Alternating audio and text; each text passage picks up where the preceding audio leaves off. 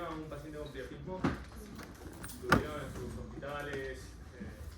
La idea es que vayan a aprender una clase importante, pues una urgencia que tenemos nosotros como urólogos, que nos va a llegar haciendo en el hospital donde se estén formando, sobre todo cuando estén haciendo una guardia pasiva, que seguro todos van a hacer en algún momento guardia, así que es importante saber resolverlo. Y aparte, en los últimos años cambiaron unos conceptos y van a ver, después si quieren discutimos cómo lo resolvieron en su hospital, a ver si lo resolvieron de forma correcta o hicieron un sobretratamiento, cosa que se hacía más hace unos años. La clase está como PDF, así que aún no sé qué problema había con el PowerPoint, pero bueno, no se van a salir ciertas cosas. Priapismo viene del término del dios griego de la fertilidad Priapo, viene ahí la palabra. La definición es una erección parcial o total mayor a 4 horas que puede estar relacionado o no con un estímulo sexual. Una erección menos de 4 horas, entre 2, 3 horas y media, la vamos a llamar como una erección prolongada. El corte específico es más de 4 horas para hacer un priapismo. Tenemos una clasificación, hay 3 tipos, tenemos el de bajo flujo o veno-oclusivo, el de alto flujo o el recurrente de bajo flujo es el estatenismo. El más común, como vamos a ver, y es el que más tiempo de la clase nos va a llevar, es el de bajo flujo, que es la real emergencia, urgencia urológica que vamos a tener. Es este. El de bajo flujo o veno-oclusivo o isquémico representa más del 95% de todos los priapismos. Se caracteriza porque el paciente viene con una erección dolorosa, el pene va a estar rígido, va a haber ausencia o flujo disminuido de las arterias cavernosas y va a haber cambios a nivel del músculo liso y de los cuerpos cavernosos, caracterizados como un síndrome compartimental, donde va a haber una hipoxia progresiva, hipercapnia, glucopenia, hasta llegar a acidosis, necrosis del músculo liso y después fibrosis. Si esto va con su libre evolución, va avanzando. Es una emergencia médica. Vayan pasando. Recién arrancamos. Es una emergencia médica y si no actuamos correctamente, va a evolucionar a la necrosis del músculo liso con la consecuencia de fibrosis y disfunción eréctil permanente que va a tener el paciente. Y el tiempo de evolución es el principal predictor de la disfunción eréctil que puede quedar el paciente posterior. Bueno, en el PowerPoint salían todas las posibles causas del priapismo, pero la mayoría son idiopáticos. En la infancia la principal causa es la anemia falciforme. Aproximadamente entre un 30 o un 60% de los chicos con anemia falciforme va a tener un episodio de priapismo a lo largo de su vida. El priapismo relacionado a las autoinyecciones de drogas vasoactivas es bajo, la incidencia representa más o menos el 5% en los pacientes que tienen componentes con papaverina, o sea, combinados con papaverina, y menos del 1% con prostaglandina E1. Que sea secundario a IPD5, la verdad es muy raro. Siempre igual, ante un paciente con priapismo, una vez que lo resolvamos, vamos a tener que derivarlo a que haga una consulta con hematología. Siempre hay que descartar la anemia falciforme con un frotis o con laboratorios específicos. ¿Cómo vamos a llegar al diagnóstico? Básicamente es anamnesis, examen físico, hay algunos estudios complementarios muy importantes, pero ya el cuadro es muy característico. El paciente va a tener una erección rígida y muy dolorosa, los cuerpos cavernosos van a estar rígidos con el glande blando y con mucho dolor. Se pueden realizar, tomar muestras de gases de los cuerpos cavernosos, donde la sangre que aspiremos va a ser oscura y va a haber bajo presión de oxígeno, alta de dióxido y con un pH ácido. ¿Está bien? Eso se puede tomar, es como más legal que otra cosa, porque ya la clínica es muy característica. Si tenemos posibilidad de hacer un ecodoppler de pene, el único hallazgo característico es que el flujo de las arterias cavernosas va a estar disminuido o ausente en un pene que está completamente rígido, que es lo que puse. Bueno, me falta esta es una foto de un paciente que nos llegó al hospital hace como más de 10 años, derivado de Tierra del Fuego, con un priapismo de más de una semana de evolución. Yo era residente de cirugía general, pero bueno, generalmente no se ven así. Y este tipo de casos los vemos en el hospital público. Tipo priapismo de 5 días de evolución, de 4 días de evolución. En la práctica privada vamos a ver priapismos de horas de evolución generalmente son secundarios a autoinyecciones de drogas asistivas. Pero esos pacientes ya tienen la pauta de alarma y pueden consultar más previamente. Hablamos lo del ecodoppler, los hallazgos que se pueden ver. Y otro estudio por imágenes que en los últimos años cobró mucha relevancia es la utilización de la resonancia magnética con gadolínio de pene. ¿Por qué? Porque tiene... vamos rápido. Para los priapismos refractarios mayores de 48 horas se demostró que nos predice la necrosis del músculo liso. ¿Está bien? Es para ver si hay necrosis del músculo liso y si hay presencia de fibrosis, porque esto nos va a cambiar la conducta después. Como ven en las fotos, acá se ve cuando hacen el gadolínio como los cuerpos cavernosos tienen una tinción heterogénea con el gadolínio. Y acá directamente no lo tiñe, como acá. Entonces eso habla que hay necrosis del músculo liso o fibrosis. Todo se basa a partir de este trabajo, que con un N de 38 se hizo una resonancia magnética a todo priapismo mayor de 72 horas y se comparó con los resultados de la muestra de biopsia que se tomó a los pacientes que fueron a Junts, cavernoso esponjoso.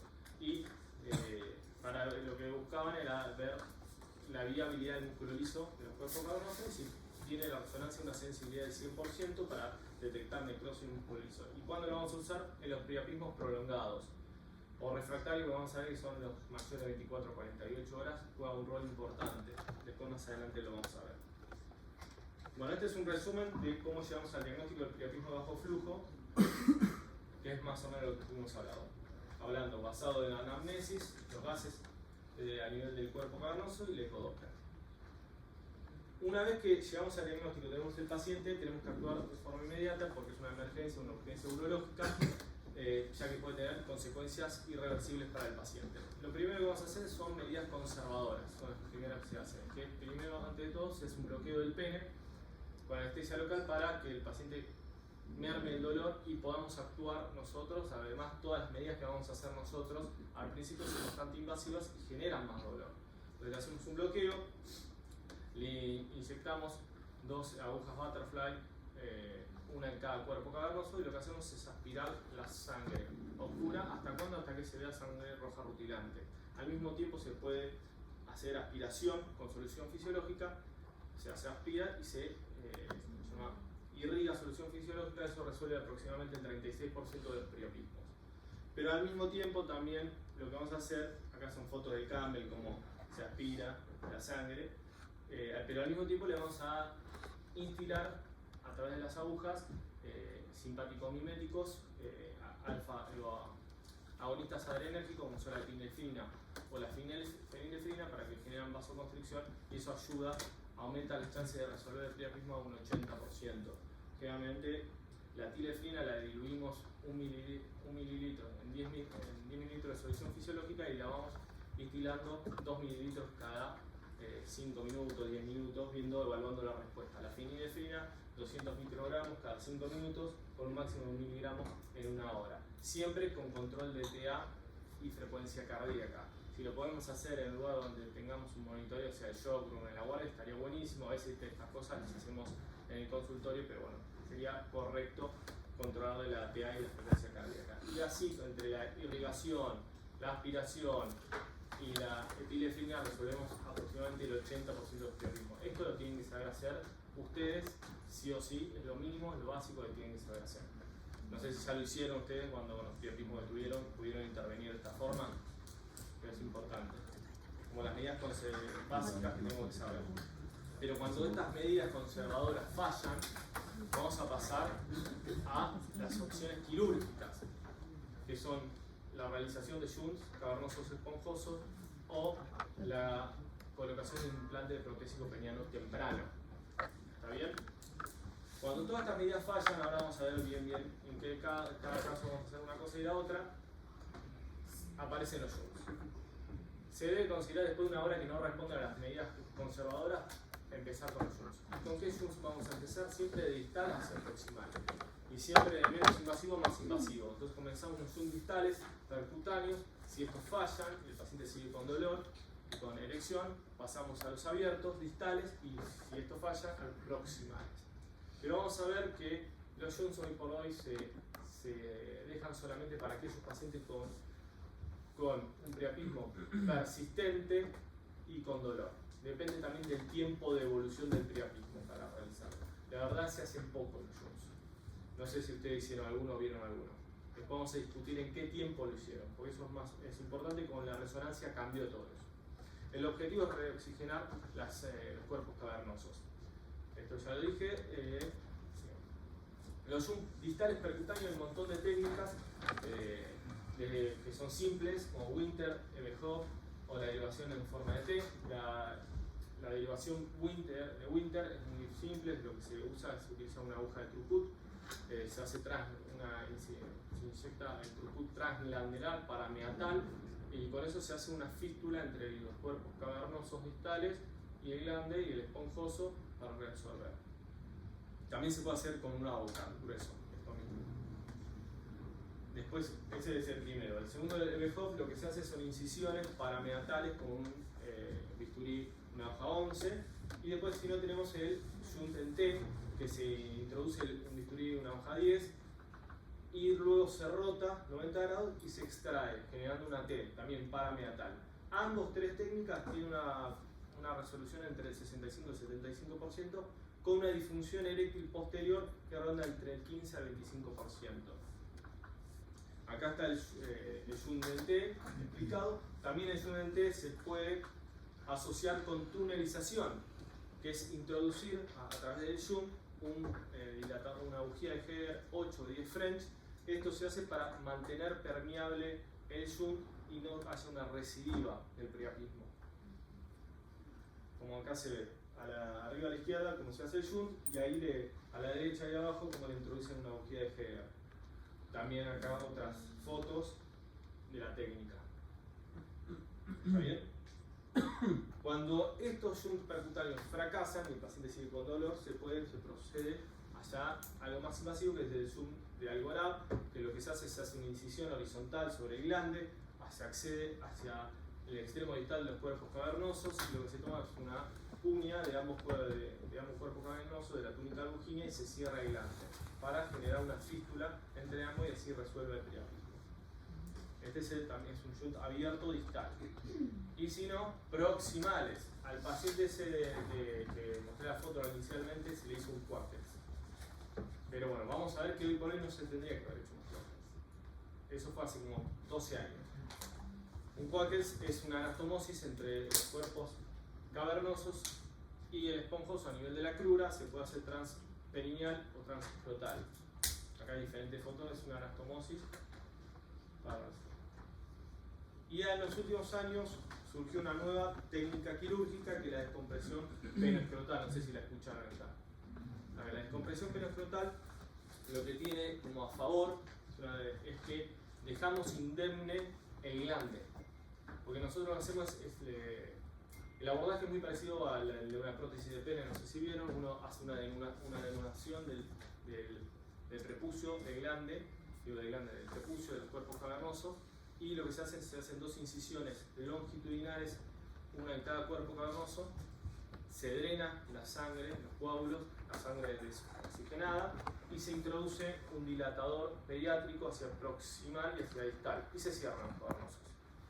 Con eso dejamos indemne el glande, drenaste el priapismo, dejas indemne el glande, porque los shunts distales, todos los shunts distales que se pueden hacer son zonas de debilidad, porque si el paciente queda con una disfunción eréctil permanente, vos después le tenés que poner una prótesis, y esos donde vos le hiciste el shunt distal son zonas de debilidad del cavernoso, entonces tienen altas chances de extrusión de prótesis hacia glande, y aumentan las chances de infección de la prótesis. Entonces, haciendo esto vos le resolvés el priapismo, dejás indemne el glande y tiene menos chance de disfunción eréctil posterior, un 40% de lo que describen en la técnica. Este es el artículo que lo describió. Se tendría que utilizar en los priapismos isquémicos recurrentes para preservar el glande, así evitar las altas tasas de complicaciones de colocar un implante protésico peniano después de shunts fallidos. Pero básicamente el concepto es eso. Es ese, que después lo vamos a ver lo vamos a retomar cuando hablemos de las prótesis de penes tempranas, cuánto tiempo hay que dejar para poder colocarlas, si tuvo un shunt antes o no. Otro concepto nuevo, que lo describió Lu, es la utilización de agentes antitrombóticos en el perioperatorio de un shunt. Lo que él describió es darle, previo al shunt, una aspirina de 100 miligramos y una dosis de heparina 5000 unidades, hacer el shunt en T con la tunelización y luego dejarlo por 5 días con aspirina y clopidogrel. ¿Por qué lo describe esto? La idea es que vos, utilizando estos agentes, vas a mantener permeable el shunt, no se va a coagular, no se va a cerrar, entonces no va a tener recidiva. Así demostró que bajaba hasta el 84% la recidiva del priapismo. Pero bueno, yo nunca lo usé. Es un concepto, en las guías aparece, te dice que puede prevenir la reaparición del priapismo, pero tiene un nivel de evidencia 3, una recomendación débil. Pero sepan que existe. Ahora sí, capaz lo más interesante para mí es la aparición de la idea de colocar un implante protésico lo antes posible. Porque la mayoría de estos pacientes van a terminar con disfunción eréctil permanente. Y uno diferir la colocación de la prótesis va a generar la aparición de fibrosis, la fibrosis va a generar acortamiento del pene, deformidad del pene, aparición de curvas, y colocar un implante protésico peniano post-priapismo de hace mucho tiempo es bastante complejo porque la fibrosis te aumenta las chances de cualquier lesión de uretra, de extrusión. Es complejo, tienes que usar uretrótomos para romper la fibrosis, es bastante complejo. En cambio, si vos lo colocás inmediatamente, no tenés fibrosis y es mucho más simple de colocar. La cosa en nuestro medio es muy difícil porque nosotros no tenemos a disposición prótesis de pene. En el medio hospitalario, olvídense de esto, pero hasta en el privado, porque hoy por hoy las obras sociales muy difícilmente te autorizan una prótesis de pene, lleva mucho tiempo para que te autorice alguna y tal vez ese tiempo es valioso para colocársela. Acá en nuestro medio la ponemos siempre en forma diferida. Afuera, en Estados Unidos, sí tiene un banco de prótesis y pueden colocársela inmediatamente, pero eso es lo que habría que hacer correctamente. ¿Está bien? ¿Cuándo vamos a intentar colocar inmediatamente una prótesis? Ya en todos los priapismos isquémicos refractarios mayores de 48 horas, porque todo esto van a evolucionar a disfunción eréctil completa y deformidades penianas. Es lo que hablé, evitamos la dificultad y las complicaciones de colocar un implante tardío y bajamos las chances de erosión y infección. Y mantenemos la longitud y el diámetro del pene sin aparición de curvaturas penianas por la fibrosis. Acá en una foto voy a mostrar de complicaciones de prótesis peniana post-priapismo, como la primera de izquierda son del hilo, que es una extrusión de un cilindro transglandular, allá hay una lesión, una posible erosión transuretral de un cilindro. Esta es otra, aquella es el mismo paciente que les conté, ese paciente, a ese paciente se le colocó diferidamente una prótesis, se le extruyó, quedó con un cilindro, después volvió a Tierra de Fuego, se lo sacaron, porque también se extruyó, le colocaron una prótesis en Tierra de Fuego, ahora vamos a ver cómo terminó eso también, mal, ahora está sin prótesis, y se quiere volver a poner una prótesis, pues es un tipo de 40 años. En el caso de él fue por cocaína, el priapismo. Esta es la tomografía de él. Se le pusieron una nueva prótesis en Tierra de Fuego y bueno, para demostrar lo difícil es poner una prótesis en un terreno ya operado y un terreno todo fibrosado, que cuando hicieron la dilatación se cruzaron, hicieron un crossing over. Esto se llama crossing over, cuando vos la prótesis la dejás en el otro cavernoso. Eso es difícil porque a veces cuando vos dilatás te puedes cruzar de cuerpo cavernoso. Si no te das cuenta, dejas la prótesis así. Las indicaciones relativas son más o menos las que estuvimos hablando.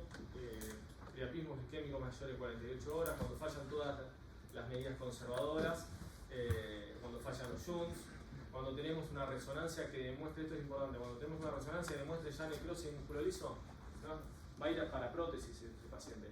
O cuando tenemos una biopsia con necrosis del músculo liso. Es de buena práctica médica y más para cuidarnos legalmente todos nosotros que si hacen un shunt tomen una muestra del músculo cavernosos. Por eso va lo de la necrosis en la biopsia de cuerpo cavernoso. Cuando hacen un shunt siempre tomen una muestra del cavernoso para demostrar que ya tenía necrosis. Porque después le pueden hacer un juicio a usted diciendo que por culpa de lo que le hicieron quedó con disfunción eréctil. Ustedes si tienen la biopsia están cubiertos.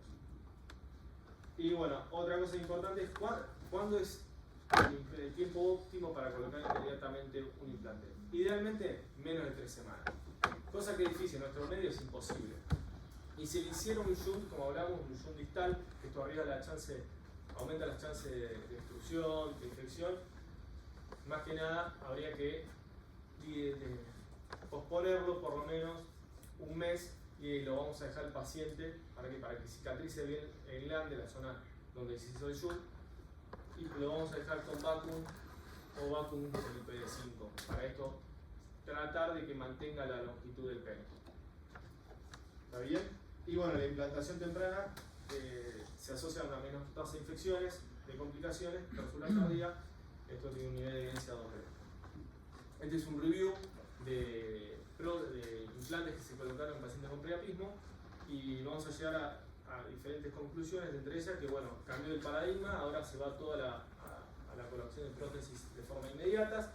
Las maleables obviamente son más fáciles de poner, son más accesibles, son más baratas versus las hidráulicas, pero se puede poner una hidráulica post-priapismo. El tema con las hidráulicas en el post-priapismo, el paciente, para evitar que se genere una fibrosis, se va a tener que ciclar la prótesis hidráulica, o sea, inflarla y desinflarla, y eso le va a generar dolor al paciente. Así que se puede poner una maleable y a los 3 meses ofrecerle cambiársela por una hidráulica. La maleable le va a permitir evitar toda esta fibrosis y mantener la longitud del pene.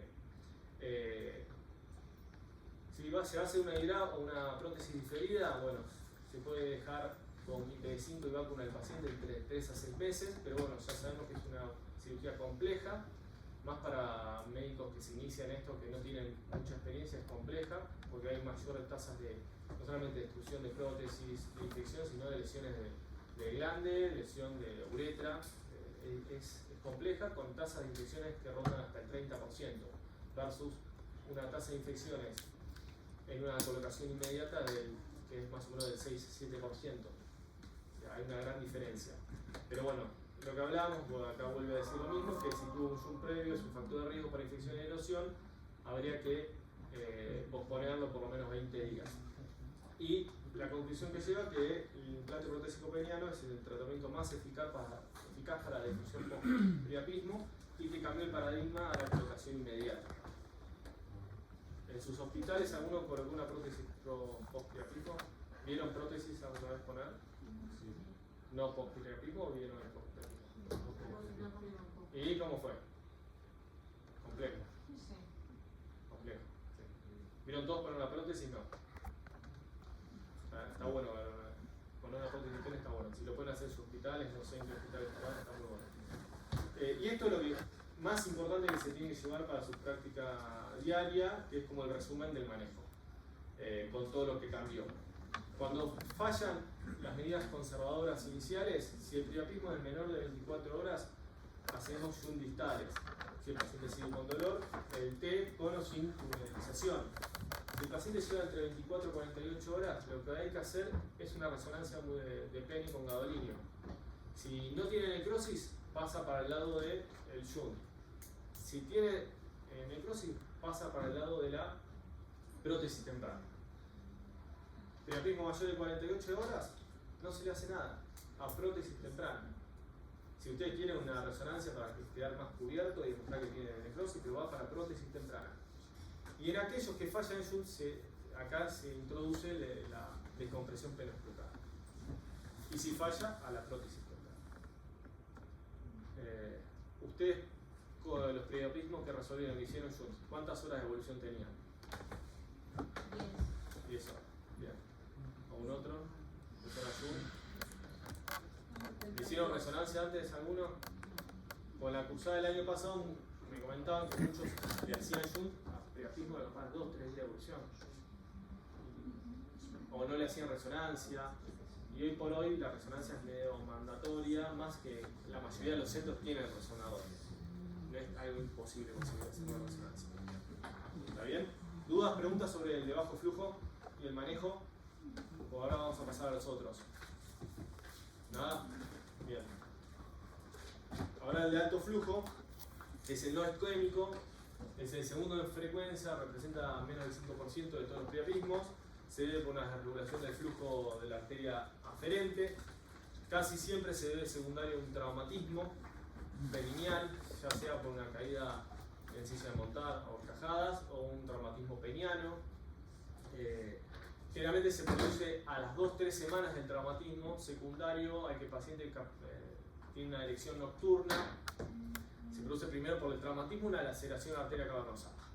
Y en una erección nocturna se perpetúa esa laceración y se hace un shunt, una fístula entre la arteria y los espacios sinusoides lacunares de los cuerpos cavernosos. Y el paciente va a tener una erección persistente, no dolorosa, pero va a estar disconforme. Lo que les va a decir que tienen como una semi-erección, que está casi siempre parada, que no se les baja. El manejo. Hay otras causas, ya sea lesiones del médula espinal, metástasis en pene, idiopático, la mayoría tienen el antecedente del traumatismo. Para el diagnóstico es muy diferente al otro. La erección es completamente rígida y persistente, tiene disconfort porque no tiene dolor pero le molesta, está en antecedente del trauma, la gasometría es totalmente diferente, ahora tiene una presión de oxígeno normal, poco dióxido y un pH similar al sanguíneo. Acá la ecografía, el ecodoppler juega un rol más importante que el bajo flujo porque se puede ver la presencia de la fístula que se ve como un flujo turbulento al Doppler y con las arterias cavernosas con flujos normales. ¿Cómo lo vamos a manejar? Esto no es una emergencia médica, no es una urgencia. La idea es que se cierre la fístula, pero bueno, esto si se perpetúa puede alterar la función eréctil del paciente. Inicialmente hacemos manejo conservador, que es compresión perineal, observación por 4 semanas por lo menos, y así resuelven más o menos el 60% de este tipo de priapismos. Un concepto que también es nuevo es que se puede bloquear al paciente hormonalmente. Así, con leoprolide, bicalutamida, así podría cerrar la fístula porque reducimos las erecciones nocturnas, pero también le afectamos la vida sexual al paciente si nos bloqueamos. Entonces, generalmente cuando las medidas conservadoras fracasan, lo que se hace es una embolización arterial selectiva de la fístula. ¿Está bien? Primero se utiliza material transitorio, reabsorbible, con una tasa de éxito entre el 60 al 80%, pero pueden dejarnos también una disfunción eréctil que va del 0 al 30% después de la embolización. Y si tienen una residua, se puede volver a embolizar y con material permanente o temporario. Ya las opciones quirúrgicas están totalmente desaconsejadas. O sea, si fracasa lo conservador, lo que habría que hacer es una embolización por hemodinámica. Acá está la diferencia entre ambos priapismos más comunes, que ya las estuvimos hablando. Y nos queda hablar del priapismo recurrente, el Statelin, que básicamente es un priapismo isquémico de bajo flujo en el episodio agudo. La cosa tiene varios de estos episodios. La causa más frecuente es la anemia falciforme, por eso siempre una interconjunta con hemato. Esto es bien típico, hace poco vi uno en el consultorio, en el hospital. El paciente es un paciente joven que te refiere que presenta erecciones matinales o nocturnas que duran más de 4 horas y resuelven solas, pero les duele. Si a nosotros nos consultan el episodio agudo, se maneja igual que un bajo flujo. ¿Está bien? Después del tratamiento va orientado a tratar de disminuir estos episodios y que no le vuelvan a pasar. Se crea una alteración en la función endotelial con un defecto de la fosfodiesterasa que tiene menor actividad, entonces hay una relajación sostenida del músculo liso. El tratamiento del episodio agudo es el mismo del bajo flujo, que ya vimos antes. Y el tratamiento de mantenimiento para tratar de prevenir nuevos episodios, hay varias opciones. Generalmente nosotros lo que usamos en primera línea es Sedan IP5, tadalafil, 5 miligramos 3 veces por semana, o 5 DIGA, o sildenafil 25 miligramos DIGA. La verdad no se conoce bien el efecto, se cree que hay un efecto paradojal, en donde aumenta el GMP cíclico y esto restablece la normal expresión y actividad de la fosfodiesterasa, mejorando la alteración endotelial. Se prueba con esto. Si con esto no va, hay que pasar a la manipulación hormonal, que es bajar los niveles de testosterona, bloqueándolo, así suprimimos la acción de los andrógenos a nivel de la erección. El paciente no tiene más erecciones, pero también le afectamos la vida sexual, y son adultos jóvenes, también le alteramos la fertilidad. Se puede usar agonistas o antagonistas GnRH, o lo que usamos a veces es ketoconazol, que suprime la secreción androgénica a nivel de la suprarrenal del testículo. Las dosis son 200 miligramos cada 8 horas, asociado con prednisona, 5 miligramos día por 2 semanas, y después se deja ketoconazol hasta 6 meses, 200 miligramos día. La verdad no sé mucho de estos pacientes, así que capaz no vean nunca uno de estos. Pero bueno, tampoco hay tanta información. Otra cosa que se hace, que sí eso lo hemos hecho, es si le enseñamos al paciente para cuando tenga el episodio agudo a autoadministrarse etilefrina o fenilefrina para cortar el episodio agudo. Eso sí lo hacemos, entrenar al paciente.